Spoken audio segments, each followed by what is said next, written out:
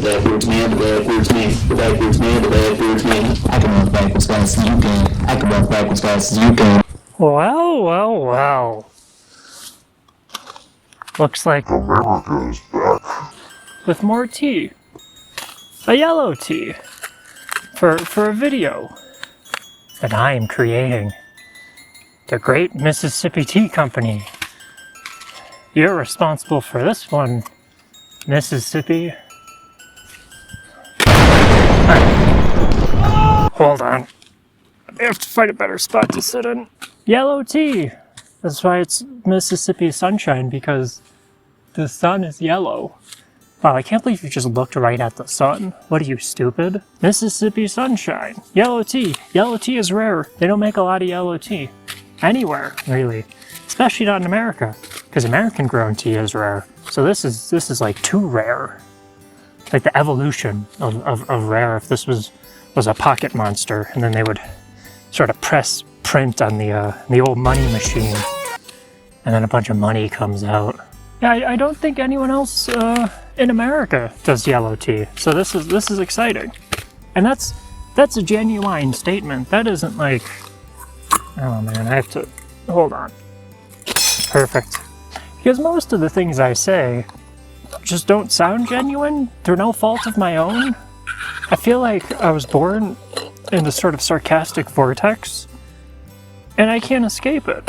But this is a genuinely exciting day. Because this is a rare type of tea, and it's American. Keep the guy one up. Usually, if I wasn't doing this nonsense with this that I don't know why I've committed to I don't know.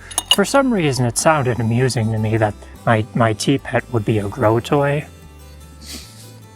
Usually if I was just making tea for myself, I'd pour that hot water after heating the guy one up with it into the cup I was going to drink out of. So the cup was also nice and warm, because it feels good to hold something warm in your hands, like, you know, a lover or an oven, the sun, that sort of thing. You gotta stop looking at that. You're really dumb. All right, let's dump this in here and, you know, sort of watch as my mouth volcano continues to erupt. Oh god. As I was saying about my mouth volcano erupting in sarcasm, as, you know, this thing sort of erupted into my gaiwan. Man, I'm really fingering these leaves, huh? Sorry. Oh my god, this is a disaster. I haven't had tea before this one, so I'm under-caffeinated for once. I'd say sorry to Pompeii for my continual, you know, sort of volcanic eruptions of disingenuinity? Disingenuinity? That's not a word, is it? Disingenuousness? Whatever. I'd say sorry to them for that, but they'd think I was mocking them. Because of my tone. Why, hey, look! These leaves, would you believe it? They're actual leaves. And they've got to smelt them. They're leaves. They're not things that used to be leaves, and instead of remaining as leaves, got turned into, I don't know, ground up nonsense? Or just like dust? Isn't that... What a wonder. You can see one of the interesting things, I've got a couple teas from these people. These people. It makes it sound so sinister. It's not sinister, I hope. One of the things I've noticed is that there's a lot of variation in their leaves. I think... I don't know what they do. I'm really touching these leaves a lot. My assumption is that... I don't know. I've got a couple assumptions. One is they don't seem to... Oh my god. I'm putting that one in there. I don't care. I do care. I lied. They're definitely not rolled. And I don't think they're twisted either. So they don't have like a nice uniform shape. And also, is that a twig? Or is that a leaf? I think it's a leaf. I think maybe just like because they have a smaller amount of plants they're working with, possibly. I don't know. That might not be true. That they have sort of smaller. I don't know. They can't aim for uniformity as much. I don't know. I'm not sure exactly why there's such a dissimilarity between all these leaves. It makes for a nice sort of visual contrast, though. There's a lot of color variations in here. I mean, That one's got some nice yellow on it. Different sizes. It does make it hard to fit them in the Gaiwan. Like, you can see that one trying to stick out. They do that a lot when they're dried. How do they smell? That's important. It smells similar to a green tea. It's a little grassy. Not so much the seaweed, oceany type of green tea. It's a little grassy, but there's a sort of like sour, citrusy kind of note in there. Not just a note, it may be a chord. Is a chord bigger than a note? I don't know. I don't even listen to music. That's some lore.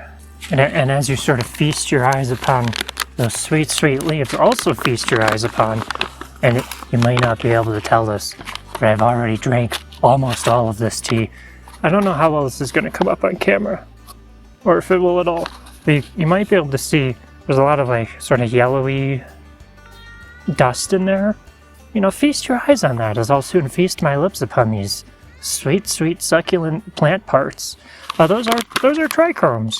Trichromes? If I mumble it enough, no one will know I'm mispronouncing it, like I do with almost every word, because I've never heard any words pronounced by anybody before. I just read them. Trichromes are usually, not always, they're often a sign of a quality tea. A tea that's pretty bud heavy, tea that's made from primarily young leaves, that sort of thing. It's a good thing. Not a bad thing to see them.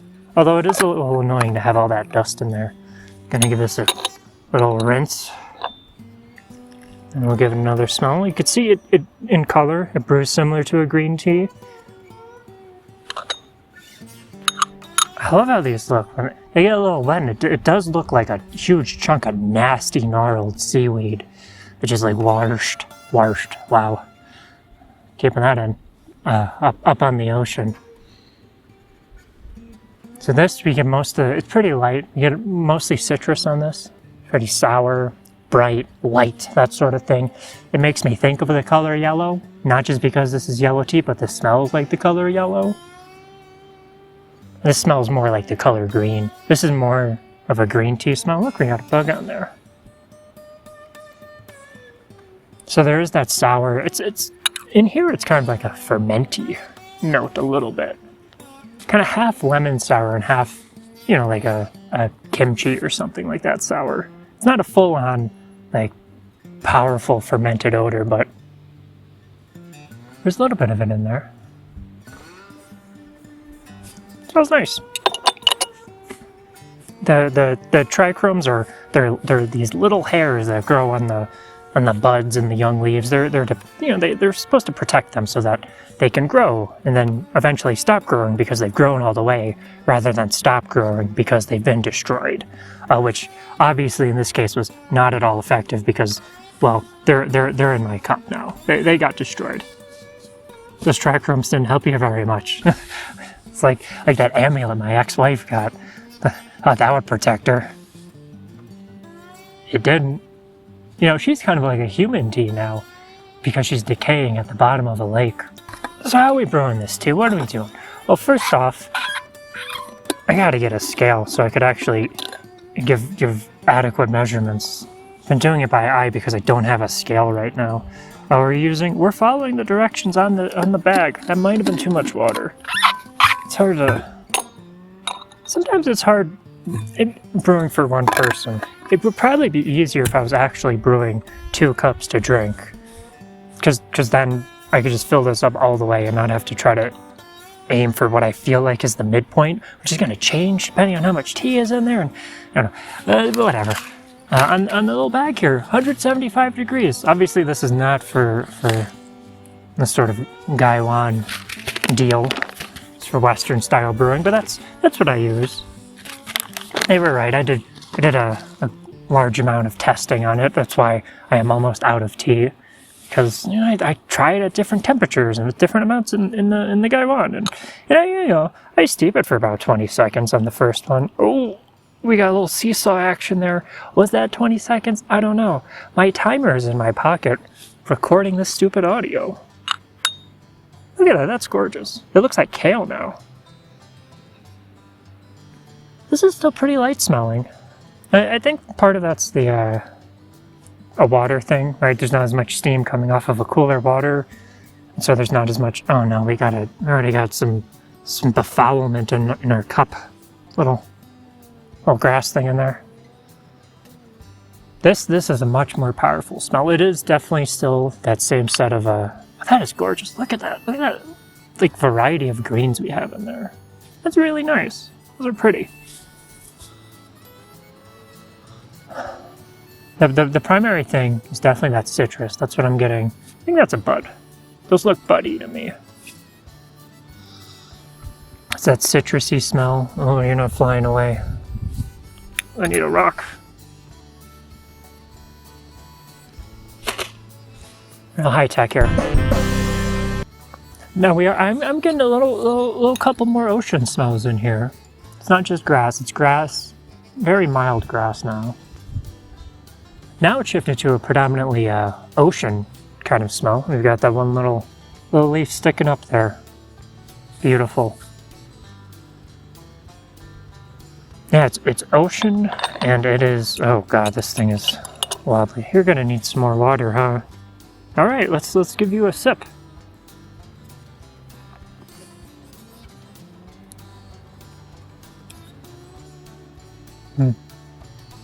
It's definitely on the mild side, but it's got that sort of back of the mouth. I guess this is me pushing the flavor in the back of my mouth, huh? Back of the mouth citrus thing that shows up after about a second. The ocean taste, it's there.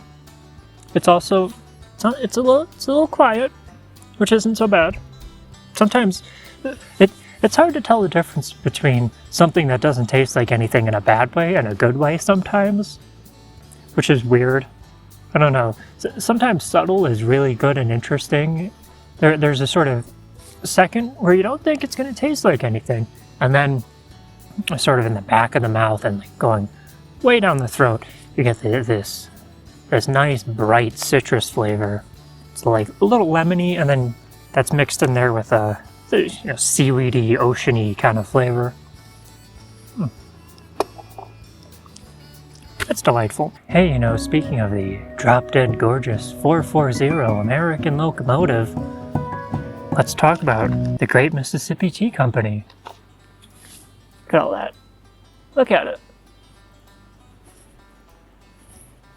You probably can't because you're still blind from looking at the sun, you ding-dong. The Great Mississippi Tea Company, they grow tea in, shockingly, Mississippi.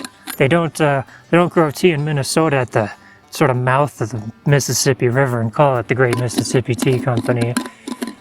That would be silly. Slightly facetious. They grow a variety of teas aside from this nice yellow tea. There's a green, there's a black, there's new oolong.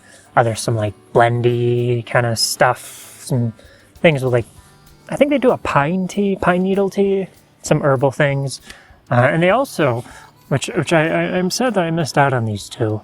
They recently added a roasted oolong and a roasted green, which roasted oolongs are probably my favorite tea. They're up there, and it's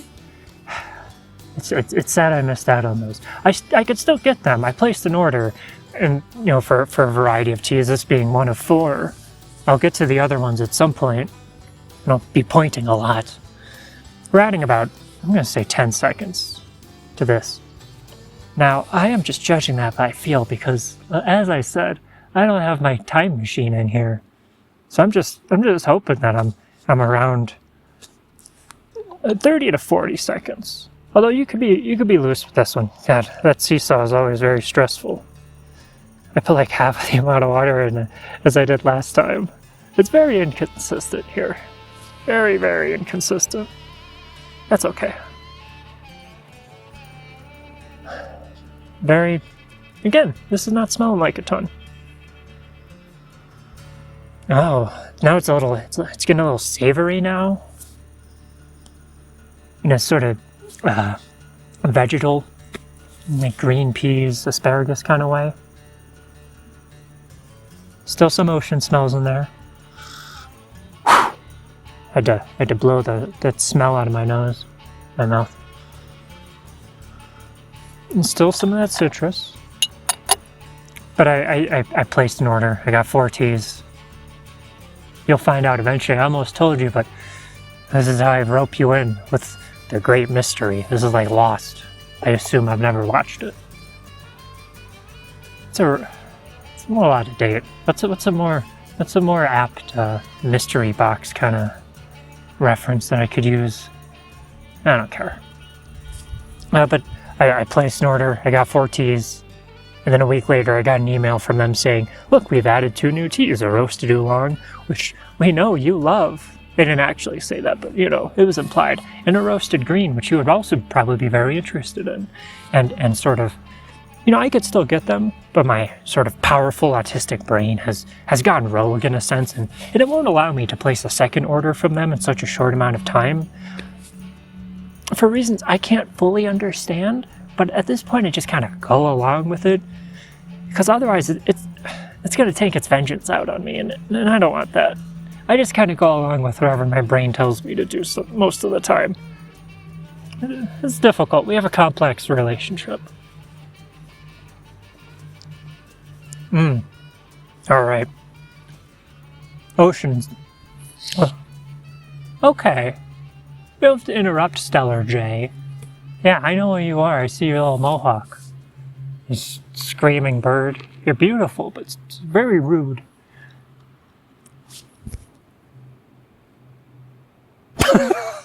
What the f*** was I talking about? Oh, I was talking about how this tasted. A very rude bird. You're terrible. You should feel bad. Yeah, the ocean taste is turned down, but wow, you're doing it again? Is this a bit? Are you an improv comedian? Very funny. That's scary. The ocean's turned down, but the citrus is turned up. It's way more at the front of my palate. It's way more immediate. And the vegetal taste is turned up. Peas, green peas, asparagus, that sort of thing. Tastes green. Green. Now say what you will about the Charleston Tea Garden, and I have, and I will continue to do so because I have more of their tea that I just haven't gotten to yet in this. I almost called this an official capacity. What a... Wow. That's an absurd statement. But I think the Charleston Tea Garden served as a sort of inspiration for the Great Mississippi Tea Company, a name which the sort of continued saying of which will sort of wrinkleify my face. This name will give me wrinkles if I say it enough. It's very, very funny of you people. Almost as funny as that bird. My understanding, they don't mention it explicitly, but I was reading their blog, which is a thing people still occasionally do sometimes. Good for them. And they mentioned visiting a tea garden in South Carolina. They didn't say which. In 2011, and that served as a sort of inspiration, like, oh, hey, maybe we could make tea. And, you know, after that, they sort of gathered together thousands of tea plants and planted them, and I suppose I just started reciting company lore as a part of, I don't know, what I'm doing for my own entertainment and this sort of audio-visual thing before you. I don't know how I feel about that. That's a relationship to sort of business that I don't think I want to cultivate. It's kind of like that one I have with my brain. And I'd rather a non-relationship with business and capital, but it's in there. It's in my skull, and it's making me do things I do not understand. But I just kind of go along with it. All right, we're at about a minute, I'd say, at this point. You could just probably, assuming I haven't cut this up more than, I don't know, the Charleston Tea Garden does to their tea, you could probably just assume, or just look at the time button, time code, is that what they're called? The amount of time the thing has taken place for, and you could say, oh, wow, you actually brewed that for 59 seconds, or, believe it or not, you brewed that for the entire length of the movie Greed. It's like 12 hours. You're so stupid. Well, if I'm stupid, why are you looking at the sun so much? Oh, it's behind a cloud. Yeah, lucky that time. Similar set of smells. I feel like I could just maybe clip that little bit of audio and I could put it in, you know, a bunch of videos where I smell something, which is, I believe, all of them. There's always a smell component to these monstrosities. Alright. What's this, steep 3? Tiny bit of bitterness in there.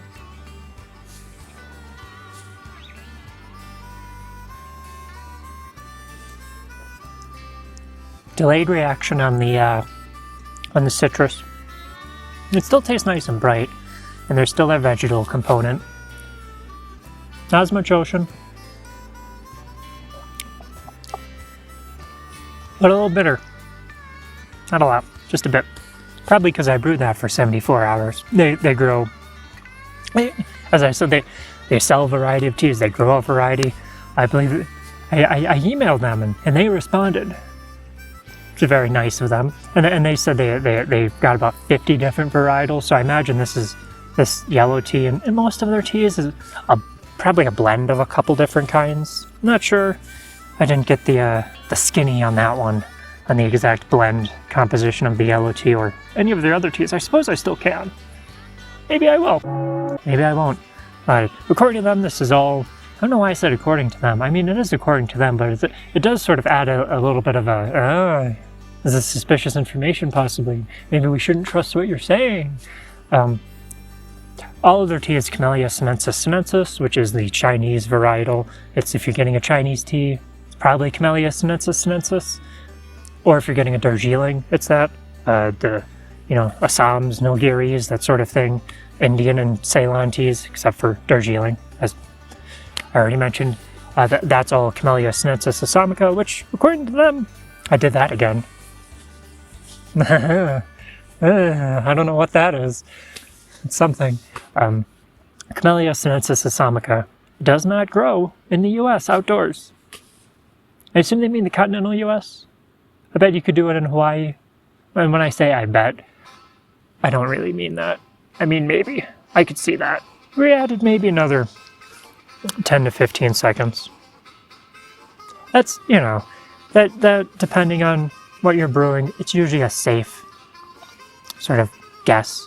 Like, okay, you start out about 20 seconds, you add 10 to 15. Obviously, you don't want to just approach it like you're some sort of robot. You want to approach it like, I don't know, a human? Play, damn jut, human. Who says, ooh, this tea tasted a little mild. I should brew it a little longer. Or, ooh, that was too bitter. Maybe I should ease up on the gas there. And if it's way too bitter, you can always just take some leaves out. You can do that. Isn't that gorgeous?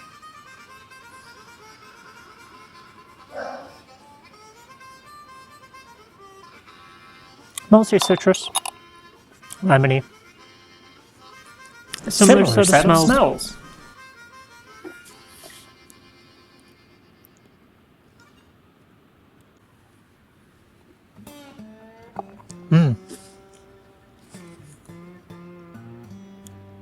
That was a little grassier.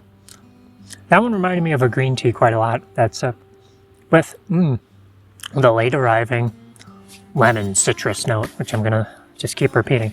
That was definitely on the grassier end. There's quite a lot of verbs. I was about to say I almost said verbs, but you know what? I didn't almost said verbs. I said verbs. I meant to say it was adjectives. Oh boy, there's just quite a lot of adjectives you could apply to this sucker. Yellow tea. What are it? Who are yellow tea? It sort of starts its life out as. It starts its life out as a green tea, and then after the kill green step, which is when they halt the oxidation process, right? Most tea is oxidized in the factory or production facility, whatever they want to call it to some extent. And green tea is lightly oxidized, right? And if they didn't do anything, it would just continue to oxidize and you'd end up with a black tea. It'd be 100% oxidized. So they introduce an enzyme, or no, I think they halt an enzyme. They halt the enzyme that's responsible for oxidation, and so it stays. They fix it at a certain oxidation level. At that point, it's just a normal old green tea. It's a lightly oxidized tea. And then, after that kill-green step has occurred, much like a Texas summer, they ferment it. For the Great Mississippi Tea Company, the great wrinkle manufacturers of America, what they do is they, according to their website, I'm saying that again, I always have to preface this for some strange reason, I don't know. It's odd. It's an odd compulsion on my part.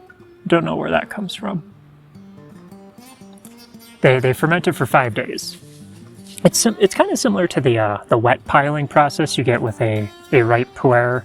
Yellow teas, it's usually, humidity, some heat, and they hang out for 5 days for these people.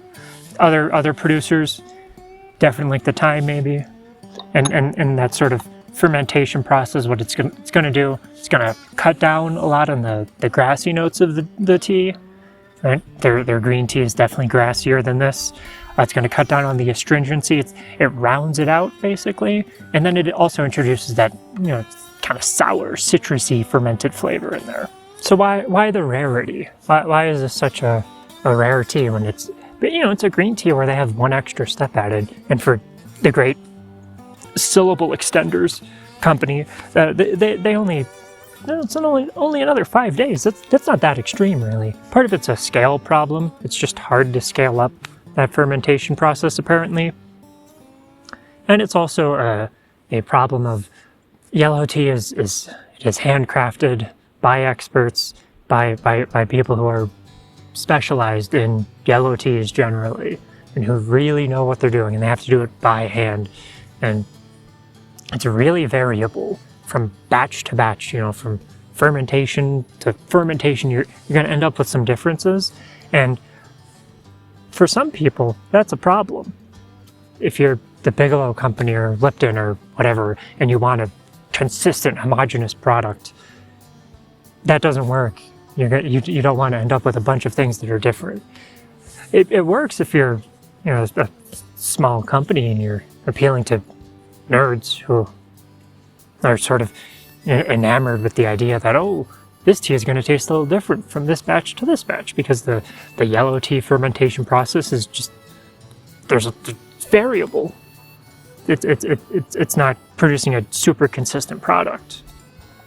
All right, pour time, seesaw time, and it's maybe the first chunk of leaf we've gotten there.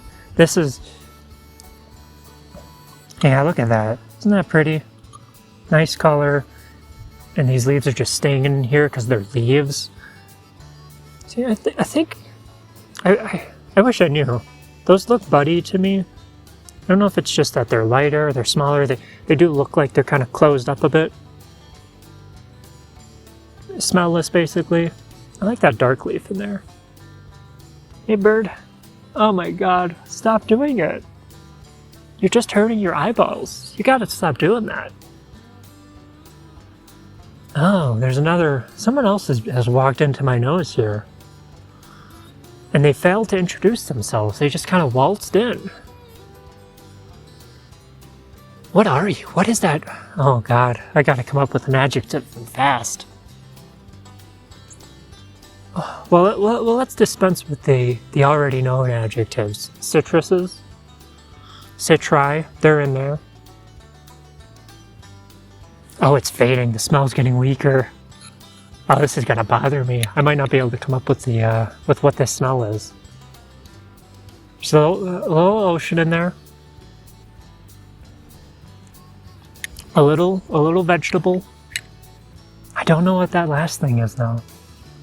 That's a killer. That's a killer. And we're definitely this one of the things I have learned. It's nice. It doesn't have the longest sort of, what's the word I'm looking for here? You can't steep it a ton of times like this, unfortunately. I mean, you can, but you miss out.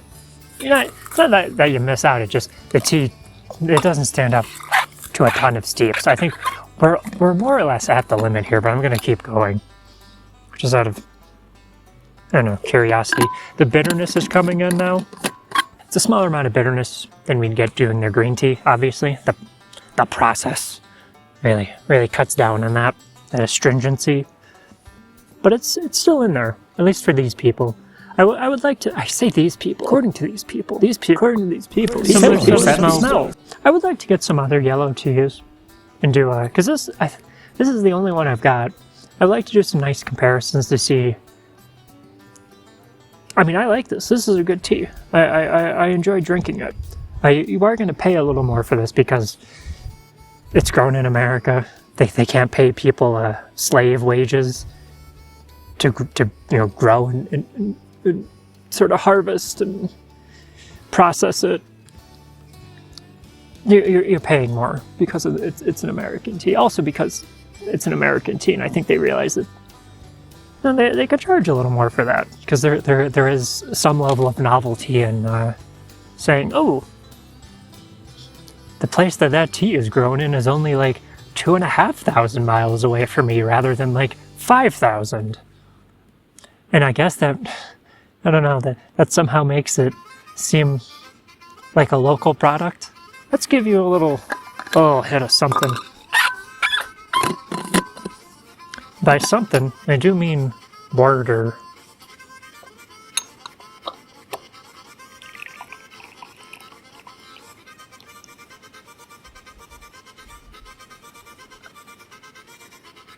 You better not look at that sun. You know what you're up to. Oh, I'd say we've entered smell loss territory.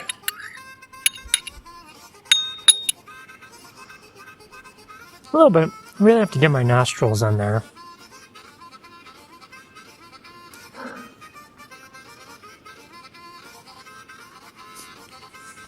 Faint hint of citrus.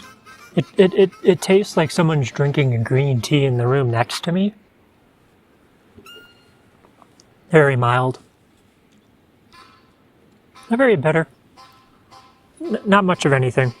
That is the one sort of downfall is, I mean, that's a lot of leaf. And it's not the most expensive leaf, but it is on the, I almost fell down. Slightly pricey side. And you don't get a ton of steeps out of it, unfortunately. I think, to me, there definitely is some level of appeal and not really novelty. Alright, before I forgot it the last time, that's why this white tea is here. You've gotta make some contributions to the super tea. Just 1 or 2 leaves, maybe. That's a small one. We might go with 3. Alright. And because I forgot the last time, I'm gonna do it with the white tea. Oh god, I hope you're hermetically sealed and I'm not just gonna dump a bunch of dirt in here. Although, to be honest, a dirt tea would probably be on par with this poor Frontier Co-op tea. Of that ashtray. God, there's so much of this. What am I ever gonna do with you? You know, those citrus and vegetable notes are really gonna go well with the, okay, that seems acceptable. With the menthol cigarette ashtray experience of this guy here. This horrible, horrible white tea.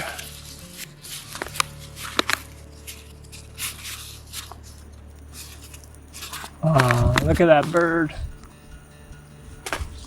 I say that one a lot too. Wow. Look at all that. And you all get crushed up so much because I put you in a backpack.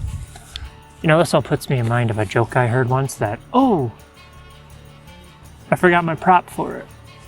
I can put that in a different one. I gotta come up with a new joke now on the fly, which should pose no great difficulty to me, someone who is a trained improvisational comedian, trained for a year in the dark arts, in the Del Close tradition. All that training in improv, that should allow me to very easily just, improvise a joke. Just like that. Like that. No problem. I mean, it should be easy. It should be of no great difficulty. It should be a cakewalk. A piece of cake. It should be you know, not at all difficult. I mean, otherwise that would mean I wasted about a year of my life and an embarrassing amount of money on improv comedy. And I think I'd be the first person ever to say something like that, right? Yeah. Nope, I'll just, you know, just like that. I'll just improv one. Just a joke. I'll do it. I'll do it. Yes, and let's get a pour. The color's still okay. I would say it's comparable. There's definitely the color in this actually looks more appealing. I mean, this was also brewed for way longer than the rinse was. The rinse was just a second or so. I want to play with you, but I'm afraid of impacting my tea. I'll call this the last steep because I don't think we're getting any, I can't smell anything on there. Not getting anything else. Got a bug in there, that's fine.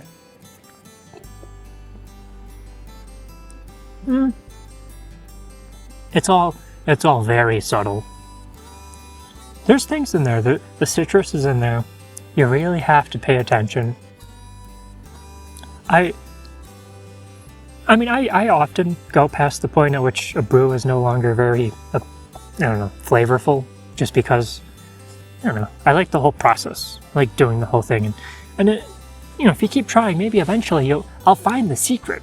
I'll find the thing that reawakens the sort of vigor and life force of these tea leaves, you know, like Patrick Stewart. Because he was in the movie Life Force. Wow. Drinking that rinse, it always makes me say wow.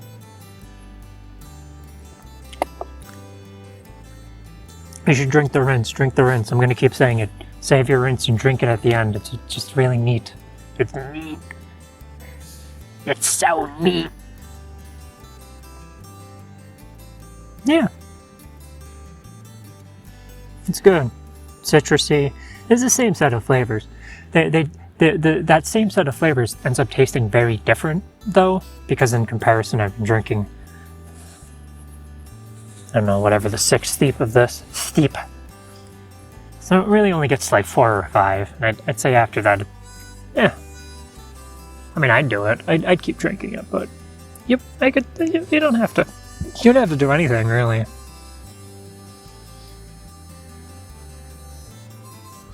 You want to look at the sun again? I'm not going to let you.